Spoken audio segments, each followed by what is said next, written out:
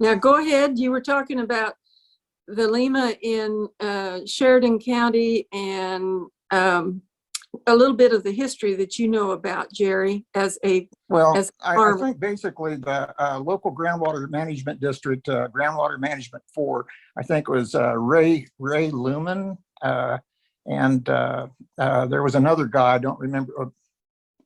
I can't remember. Wayne Bossert. Yeah, Wayne Bossert. They basically took our model and ran with it, and evidently the state got a hold of it and decided that this was really a pretty good idea and instituted the Limas around. Now, John, if I could ask you one question before we get going on that. Are you pro Lima or against Lima? You had some issues with Limas, as I recall. And John, tell us who you are, and that I know that you did some kind of work on a newspaper, I think, or something like that. Tell us who you are. Well, I don't want to get into all of these things. I've known Jerry forever, since he came back from the Navy, and I was in the Army in the early 70s, and we knew each other. We grew up within 15 miles of one another. My family farmed and ranched in Sheridan County, and they moved from Veen, Missouri in the late 1890s to a little town. Well, it wasn't even a town. It was the prairie out by, it was northwest Grinnell, called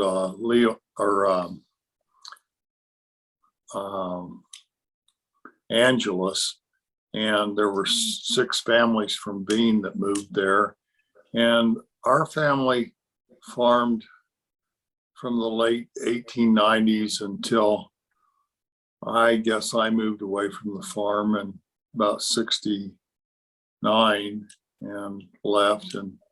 But Dad had, and Uncle Bernie had, some of the early, the Ballmans had the first wells in Kansas in Sheridan County, and we had probably the second wells in 1951.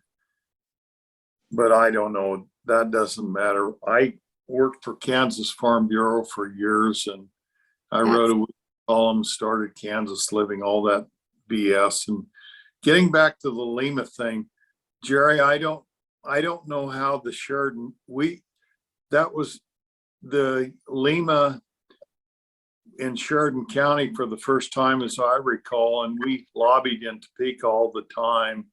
And I was over there. I spent way more time than I ever desired to spend in the capital, because, you know, I remember Ward Andrig, who back in the 1950s was a state legislator from Sheridan County, and he resigned after less than 2 years because and this was back in about 53, because he didn't think that our interests were being represented in Northwest Kansas at that time. So I'm kind of the wrong person to be on this, but he'll ask me to be on it, so I'm on it. And the Sheridan 6, as I recall, was what it was called, because, you know, you have to have alliteration in all of this. So Sheridan and 6 SS. And I remember the original 5, original 6 that were on that. Now, Jerry, you said something that was interesting to me, is that you guys put together the Lima. Well, I think the Lima started 2 or 3 years prior to you guys doing that in the state water office in Topeka, and they wanted somebody to do this, and they requested people from all over Northwest and Southwest Kansas to be a part of Lima. And the Sheridan 6 stepped forward first, as I knew it. And I followed the water conservation thing since the late 70s to early 80s. And, you know, when we first had our first water czar or water district administrator, he was from Southwest Kansas, and he was put up by the irrigators out there to represent them. And it's changed about 180 degrees since then, but I'm getting into the politics of things now, which I shouldn't do. So the Lima thing was, I think, as Jerry asked me earlier, I think it was a great deal. I mean, I think that was a wonderful thing that the 6, 7, 8 farmers and ranchers that were out there. I'm no longer out there. I don't represent anything. I just represented Farm Bureau, but I've always been interested in this state. And because I think that people like Jerry Hill were some of the greatest farmers that were out there, and he was bright and he did the right things. And I think that Lima was an opportunity for people to do that, where Jerry said something, he didn't know if I was pro or con about that. My thought has always been that thank God that you received some moisture for 2 or 3 years after you organized your Lima in Sheridan County, or otherwise that Lima would not probably have existed, because when you all had millions of dollars in your farming operations with your production costs, seeding, herbicides, insecticides, all of the above and more, if you hadn't received moisture from the good Lord, the Limas probably wouldn't got off to more than a year, because I'm thinking, because the economics that was involved in that and the money that you had invested, you probably would have pumped your irrigation wells regardless of being in the Lima at that time, and that would have all been mute or nil. This is just me talking as I think through things, but you received the same amount that you cut back from 24 to 15, which is 9 gallon or 9 inches. If you hadn't gotten the moisture, which you did get, you would have had to pump, and that Lima would have been over with in a year. So it was voluntary on your part, but the good Lord bailed you out. So Shannon is the Kansas ground manager for the district number 4 in Colby. And I got to get in on some of the the information in Topeka when you were there, and I heard that, and I realized that all around Kansas, it's not real easy to be in the ground management districts. Some people are hard to manage, and some are maybe easy to manage. But Shannon, if you would like to talk to us about what's going on, and then we'll get into some conversation with you with some questions and maybe some answers, okay? Sure. Well, I think I'm going to give you probably more of the 30,000 foot view of the history of, of all of this too. So most of that was very correct, but there's some little caveats in there too that I want to make sure that, we're all on the same page with. I've actually been around since 2007. That's when I started actually working for the Division of Water Resources out of Stockton in their field office. So the development in the beginning of not just the Limas in general, but the Sheridan 6 as well. I kind of started that, kind of jumped in the middle, because those conversations really started back in the way early 2000s when all of the GMDs were tasked with defining what we called our high priority areas. And so we did that based on declines in GMD 4. We were actually the only district that actually took charge and defined our high priority areas. And there were 6 high priority areas, and that map of those is still on our website, hidden somewhere, but I can point you to it if you want me to. And so Wayne Bussert went out and actually did meetings in each one of those areas to see, hey, here's your declines, here's a problem, what do you want to do about it? And everybody said, get out. No, we don't want to do anything. Water was very taboo to talk about. I mean, and still kind of is to a point, but we're starting now to get it out and about. which is great. But Sheridan, the Sheridan County area was actually the 6th high priority area, and that's why we call it Sheridan 6. Those guys over there were very much, this isn't cool, we need to do something. And so there were tons and tons of meetings over there that people went to decide how to handle this declining resource and make it viable for the future. And so they decided we need to do some cutbacks, and they came up with a plan. Well, the only way to legally do that was through what they call an intensive groundwater use control area, or an IGUCA, as they call it. Kind of a funny name, say that 5 times fast, right? But in an IGUCA, what that is controlled by the Division of Water Resources. The chief engineer is the one that makes all the decisions in an IGUCA. Well, the Sheridan 6 folks were like, we want control of this. We don't want the state having control. We need control. Well, there wasn't a way to do that. So with that came a lot. They decided what we have to do is change the law. So that's how the local enhanced management areas were created. So now a plan to put mandatory restrictions on water usage is devised and submitted by the board of directors, not the chief engineer. And it is the GMD board of directors plan that's either accepted or rejected or talked about to be modified with the chief engineer. So LEMAs were now born in the 2012 legislative session. And so then in 2013, the Sheridan 6 LEMA was born, and it was for 5 years. And there's no getting out of that after a year or two. You are in it for 5 years. And like John alluded to, yes, there was rain those first couple of years, thank heavens, because they were coming out of a really nasty drought, and it was really, really bad. Also in a time when there was $12 corn. So of course everybody was, let's pump it and let's get, so really a precedented time to be starting something like this. But it was highly, highly researched. There was even an economic study done by Dr. Bill Golden during that time frame. He studied producers within the LEMA and then used a control group of up to a 3-mile radius outside of the LEMA, and noted that, or found, his findings showed that they were more profitable inside the LEMA than they were outside of the LEMA. And that really hit home with a lot of people.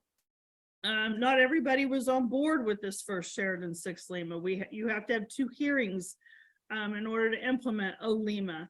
I was at both of those hearings, and yeah, there was testimony, a lot in support, but some against it as well. So yeah, I was still working for the Division of Water Resources I actually started here in 2015. So yeah, but that went through without a hitch, despite, some pushback and some static. But with the success of that, then we went back to renew it in 2018, and we were met with nothing but positive testimony. Nobody opposed it. As well as in 2015, when I started on board, we decided we're going to take this to at a district level and really look at district wide, where are do our high priority areas still exist? By township level, what do we have?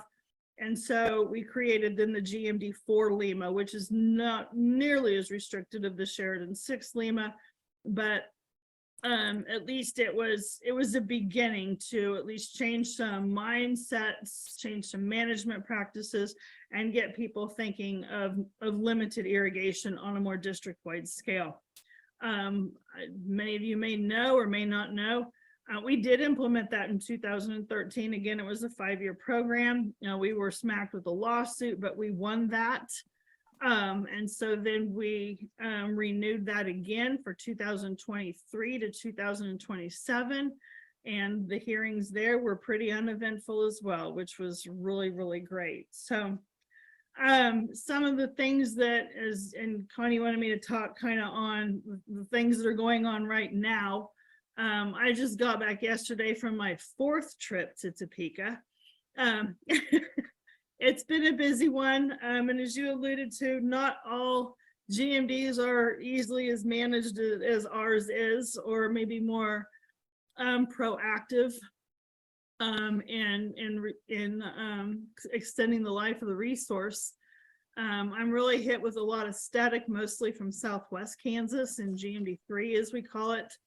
Their lack of doing things has created, at least the last 3 years, a lot of unwanted bills that could have negative consequences for us in GMD4. So we've had to go and kind of fight a lot of those bills. But we also proposed or submitted, we sponsored a bill this year that would make the LEMAs, if we wanted to write it in the board, and if the board wanted to write it into the plans of a future LEMA, to make that 5-year quantity that they're given with the local enhanced management an actual 5-year quantity, and not just because they still have to adhere to their annual certified quantity. So we're kind of throwing that out the door and saying, you just, for 5 years, you have this amount of water that you can use. You pump it all in the first 2 years, guess what? You're off for 3.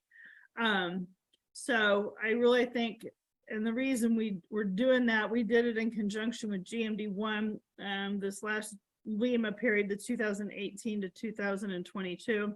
Started off wet, kind of like the Sheridan 6 one to begin with. But the beauty of that was a lot of guys said they were saving their water, and they were really excellent managers of the resource. And so they had all of this water in their LEMA account. And then 2020 and 2021 and 22, 2022 especially, a nasty drought again. We're at the end. Well, guess what? A lot of these guys had conserved so much, they had plenty of water in their LEMA account, but not enough in their certified quantity to cover and get them by in a drought year. So they'd saved it because their 5-year quantity is already less than what they should have, or what they could have pumped in 5 years. So it was kind of really a smack on the wrist for actually conserving all of this water, and now you can't access it. So that's why we're gonna really make it a 5-year quantity, so that I foresee here in the next 5 years, which will be the next LEMA, both of them will start in 2028. The board's talking about, at least with the GMD4 LEMA, about maybe squeezing it back a little bit, at least making a little bit more of a reduction. But with that, we provide with some flexibility, such as being able to exceed your authorized quantity if we're in a drought, but you cannot go over that reduced quantity over the 5-year period. So that actually, it made it out of the House without any opposition, and then it got sent over to the Senate Ag and Natural Resources Committee after turnaround, and they had the hearing on that yesterday morning. So I went down to testify in support of it. We have had 0 opposition whatsoever on this bill, which is excellent. We've had Farm Bureau, Kansas Corn, like the seed growers, all of them have, as well as Kansas Livestock Association, they have all provided testimony in support of the bill as well. So as well as GMD5 also. So I think it's probably the first time in history all of us have actually agreed on a bill. But yeah, those are very rare. There's always opposition to something, but it slid through without any changes, as well as just without any opposition. So I feel really fortunate moving forward with it. Great. I know that you said that you knew Lucas Basir. Yeah, What? I know Lucas. Okay, we've all been trying to read this, and it kind of scared the heck out of me, but I kept with it. What do you think? He portrayed a very accurate picture as to what I think is going on down there as well. So I met him after he wrote the book, I'll be honest. But no, when I did meet him, he and we really kind of it was at a hotel, where we were staying for a conference or something, and we sat down and had a couple of beers and just had a really good conversation on his frustrations that are going on down there in Southwest Kansas and GMD3. And I can really relate, because they're the same things I guess Northwest Kansas irrigators are very frustrated because they're doing really, really good things. They are to manage their water. And I give them kudos to that. They think they're doing their best, and they are. Can we do better? Yes. And they realize that they need help getting there, but they're not doing a dang thing hardly at all in GMD3. And it is frustrating a lot of people down there. And there are a lot of good people that want to do something, but the board will not help them. I saw something today about WISE, W-I-S-E. Okay, so I listened to some of that out of Topeka on YouTube, and that's Water Innovation Systems and Education. So if my son would have been on here, he's at 3i Show, and I think he's in the middle of stuff, so he probably can't get on tonight. But he talks about precision farming and UPS and some of the things that new farmers are doing these days. And I think that's really interesting to know about that when it comes to water issues. The technology that's out there that the irrigators have to assist them with management of their water is above my head. I'll put it that way. I have a youngin, I could say a 25-year-old kid is really good. He's my field scientist. He even has a hard time keeping up with the constant changes of the technology that's out there to help save water. So there's a lot of changes, but yeah, that WISE initiative, Weston McCary with the Kansas Water Office is the one that heads that up. Yeah, he and I are the same age, but he's way more technological savvy than I ever thought of, and he can keep up, but even he really struggles because the industry is just booming with stuff. Getting back to what you were saying about Southwest Kansas, I have followed this thing for 50 years at least. And the Southwest Kansas people were always and this is an opinion, but it's a correct opinion based on me knowing so and meeting and being on the farms of different people in Southwest Kansas. And before we had flood irrigation in the early 50s, we went down to Southwest Kansas because they had the first wells and the first irrigation in the state. Okay, those people in Southwest Kansas, which you're talking about, and this is me editorializing, but it's also true because I understand those people had the Ogallala Aquifer, and they also had the Hugoton friggin' oil and gas area, which is no longer viable. But they had all the time, all the money and everything to play with. And if they lost millions of dollars way back in the 50s, they didn't bother them because they were making money off the Hugoton oil and gas. But that's all kind of disappeared now. But they got the first water czar, David Pope, way back, and he represented them. And how did he represent them? With their interests in mind. It's all about economics. It always has been. And if you think I'm telling the truth here because I understand the people. I remember when corn got up to $9 and $10, one fella in Scott County, and Scott City was the first county in Southwest Kansas to stop irrigating because they started the first back then, along with Johnson County. And the reason they stopped is because they didn't have any water and they couldn't go down any deeper, and it was not economically feasible to do that. Well, this one guy, when he got $9 corn, he hadn't been pumping for 20 years. And he was on the board of directors for the Southwest Kansas #3 board. And he hooked 4 friggin' engines together on 4 quarters so he could irrigate 1 quarter in a section and get $9 corn. Did he care about what was going on in saving water? No. I laud Jerry and the rest of those people, the Ballmans, who lived 3 miles from where I grew up, who had the first wells in the 4,000 head friggin' cattle feedlot right after World War II. They were friggin' innovators. They were people that saw into the future. And my dad always said, we're mining this friggin' water down here. Why? So the government will pay us money, and we started the feedlot industries there to bring our corn to the feedlots. It's all easy, and the state taxed in all of the people in there. But Southwest Kansas, they've always had kind of this mentality of, oh, you know, we started this, we're better than everyone else. We had the first water person in Topeka in the state legislature, and we'll do it our way.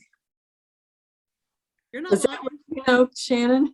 He's not lying. And I know. even I've as you talked look to at these today, people. it's big money down there. I mean, you look at the industry and the exports that Absolutely. come out of there. It's insane. There's so many also absentee landowners down there that don't give a hoot about the resource Right. or the land. All they care about is themselves and the dollar that they can make, because once Right. they've made their millions off of 4 acres of ground, then it doesn't matter what it sells for. It's no good to them. They've made more money off of it than what the investment in the ground ever thought of being. So. Right. And you had Jiggett and those people who went bankrupt because they friggin' screwed everybody down there and took advantage of the situation too. And I think Limas are a wonderful thing if you can get people to buy into them. But we had a conference in Kansas City probably in the mid 90s, and Steve Backus, our Kansas Farm Bureau president at the time, who I helped write his column and other things, he invited everyone from North Dakota, South Dakota, Nebraska, Colorado, Oklahoma, Kansas, Texas. And I remember listening to those people back then. And one guy was from friggin' where was Buddy Holly and where were all those guys from? When they went down? Pardon? When they went down in their plane? Yeah, right. But they were from Lubbock, Texas. And this rancher and the farmer was from Lubbock, Texas. And we were trying to get everybody in the states to agree to do something to save energy. And this friggin' Texan got up. He was about 6'3", and he had on a friggin' Stetson hat. And he stood up and he said, well, I'm not going to save 1 goddamn gallon of water in Lubbock. I'm going to pump it all. And so you've got people in Sheridan County, Jerry, the Ballmans, Pokes, and those people, the Sheridan 6, who cut back, and neighbors all around them in other counties were doing nothing. The problem is, and this is why I don't even, it's hard for me to even think of solutions for these things, because people don't give a damn about anything but their own economics and saving energy and saving water, except someone like Hill there and the rest of them who did that. But next to them in Sherman County, and there's a lot of irrigation in Sherman County and has been from the very beginning, because they had Great Western, they had their friggin' beets and everything else. And those people never did it. They never friggin' saved a drop. They didn't even follow them. Why not? Because they don't care. So how in the hell are you going to get people from North Dakota to Texas if you've got somebody like the guy in Lubbock that said what he did, and all the people around in Kansas? How many people joined a Lima in Kansas? That was, Join the Lima, you're told to get on, you're told, it's not voluntary, it's mandatory. Yeah, but I'm asking you how many there were. What do you, how many? When it was voluntary.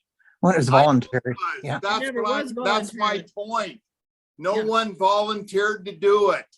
So So how Shannon, are what do going you to think conserve water? what do you think that the solution is? Where are we going? And what can we do? Is this a political thing, or is this, I mean, we all drink water, for Pete's sake. And this is Kansas, you know, we're worried about it. So what do you think? What do you think about it? Well, What I think we're doesn't matter. in Northwest Kansas, we're on the right path. Right. I think we are on the right path in Northwest Kansas. You know, I'm a firm believer, at least in this situation, because, you know, as John pointed out, nobody's doing this voluntarily. They're not. So the stick No. has to come before the carrot. A large meeting next week, actually down in Liberal, Kansas, that is Ogallala wide. A meeting among a lot of people to get together and to discuss this. We started having these meetings prior to COVID, but then that, you know, obviously disrupted a lot of things. And so now we're going to continue those talks beginning Monday and Tuesday down in Liberal, Kansas. Are you going to be there, or or is this Oh, yeah. going to be on a Zoom thing, or do people have to come be there for it? It's by registration only, and it's already filled up. So there's actually a waiting list now to get people on there. So yeah, so I don't know really what to expect. As well as political thing, I don't know, you know, Governor Kelly has charged the Kansas Water Office also as of last month with creating policy by the end of 2024. By the end of this year, actually, to address more of the declines in Western Kansas. We're very fortunate that she's very, very supportive of GMD4 and what we've done. I mean, so supportive, in fact, that the last 2 years for the State of the State address, either myself or somebody from Sheridan 6 was present to be acknowledged. I know myself, as well as GMD1, who also has Lima's, we have been acknowledged on the House floor with a large, you know, award for our efforts in water conservation. So I think they're doing a wonderful job of really trying to help us. You know, there's millions of dollars that are coming our way to help us do these things. Something that you guys can do, at least, you know, as far as municipal citizens and things, is really talk to your city council members, as well as your city managers. I've been trying to get them. I mean, 98% of the water in GMD4 that's used is used for irrigation. I mean, that if we're going to save the aquifer, it's going to be through irrigation. However, we're all in this together. And there is money out there available to, like, the city of Colby. We've even mentioned this to them, but they're not jumping on top of it, which really saddens me. Is so we can get them money to start a fund for, like, exchanging low flow shower heads. They wanted to do like a low flow toilet rebate program, but I don't know where the opposition to this is. And so, no, you know, those are things that can happen in small communities that, you know, I can get you in touch. Weston McCary, he's the one, you know, with the WISE program that has the checkbook to this stuff. And he's willing to talk and get cities on board with it. But, you know, we're being met with a lot of opposition. It's not our problem, and it is really frustrating for irrigators who are out there and they're doing their best and they're really reducing their water usage to come into the city of Colby, for instance, and to get a burger or to do their grocery shopping, and people are watering their yards and it's going all over the street, things like that. It's really disheartening to them as well, and they're like, why aren't you doing something with them? We're trying. So, you know, that's where you guys as citizens can come in and help. Great. And Jerry, what did you want to add to that? I just some of the past history on that was the Sheridan County group over there was really in a lot of trouble with the neighboring counties all around because we had dared to actually bring the subject up. And I remember that at the time it was bordered on ridiculous, but that's what it was. I would ask you, there's out at our farm, we had a well that was actually dug to monitor the drop of the water table, and it may still be there. I don't know. I don't know if they're being checked now. What's the history of the decline of the Ogallala? Could you address that a little? This is a great way to kind of wrap this up a little bit. Thank you for that, Sure. Jerry. There are in Sheridan six monitoring wells. They're index wells. They are measured in real time. The Kansas Geological Survey has that real-time data up on their website. I'd be more than happy to kind of point you guys in the right direction or send somebody a link to those and they can disseminate that information if you want me to. Where you can watch those. The beauty of like Sheridan 6, of course, it's been monitored since 2013. Has it been sustained? Not quite yet, but are they very close? Yes. I'm thinking maybe another inch, half inch, and we'll be there. However, the happy news is the Kansas Geological Survey has said that they have at least doubled the life of the aquifer in their area, which is fantastic news. And then just this last year, I just got a week ago the provisional 2023 water level measurements for the High Plains Ogallala aquifer. And GMD4 as a whole, on average, came up 1/4 foot. So I was really shocked at that because of how dry 2023 ended. And I was really like, oh my gosh, please don't let this be horrible. But something that I did state in my testimony to the Senate Agricultural and Natural Resource Committee on yesterday morning was that out of all the 5 GMDs, there are only 2 with limas, that would be 1 and 4. And those were the only 2 GMDs that increased their water levels last year.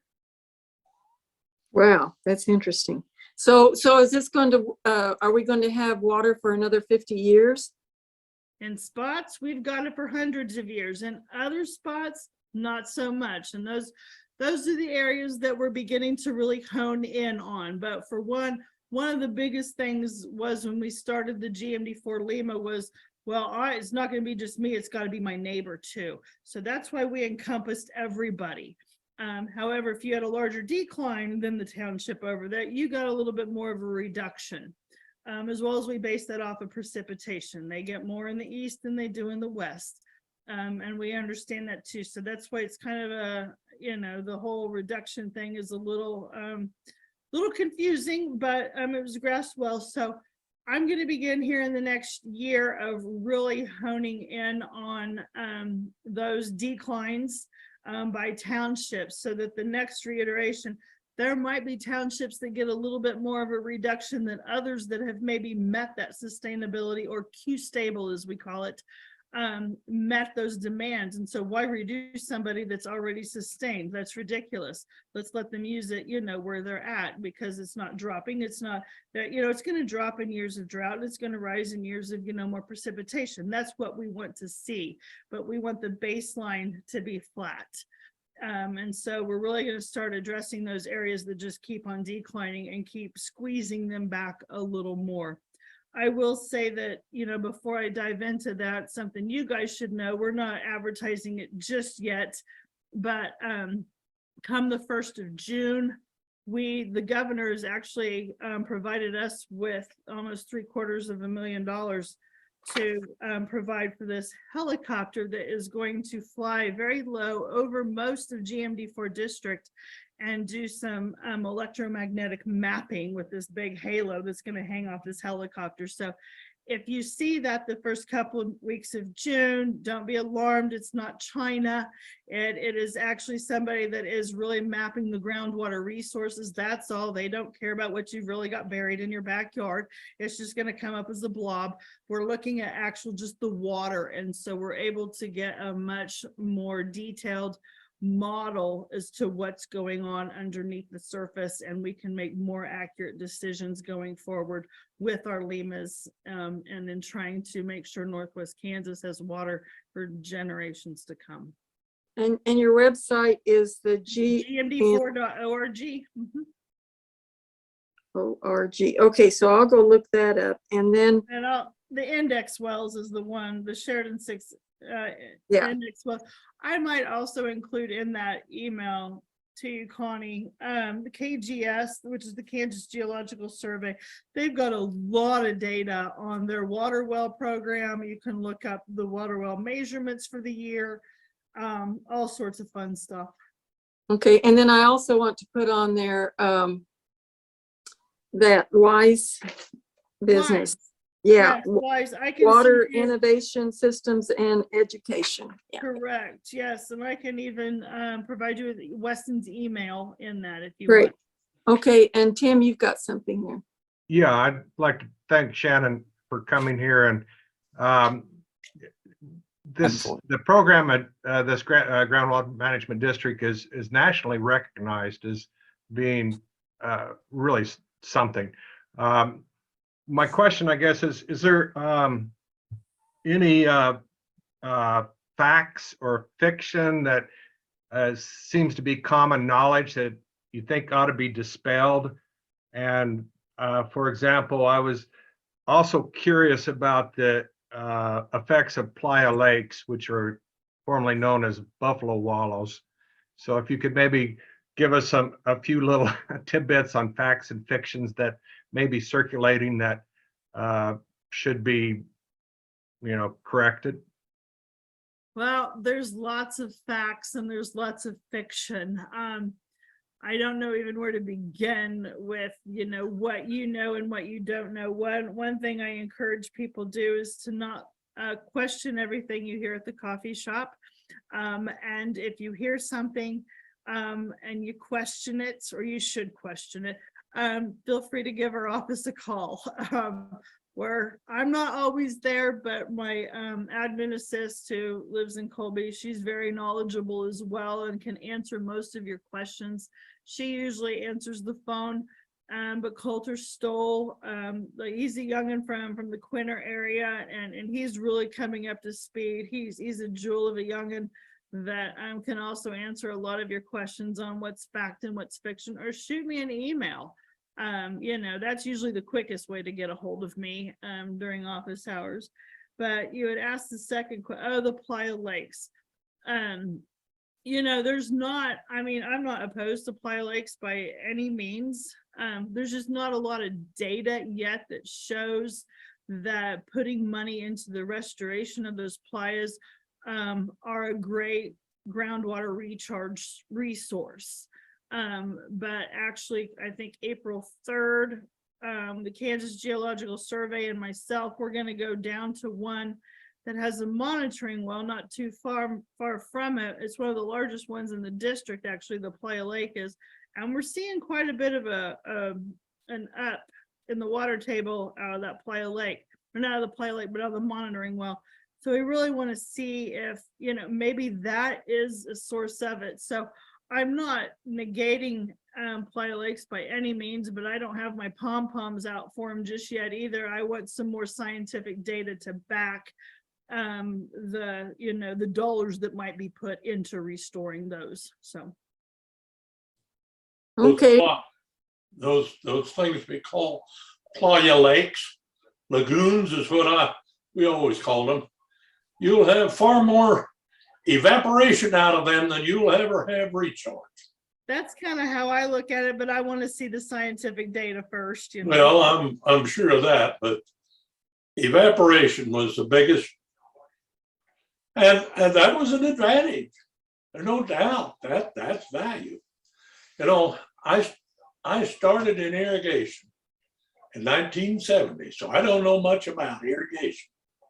I was on the original Water Management Board for 6 years. We hired Wayne Bossert and Ray Lumen. And we went through hell and high water trying to get the state to agree with us to put more limitations on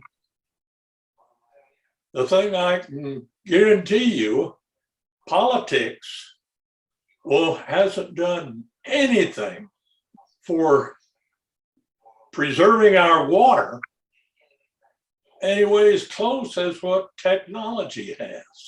I agree with you 100%. You have far more efficient water distribution. We have far more efficient varieties that can withstand the drought and so forth.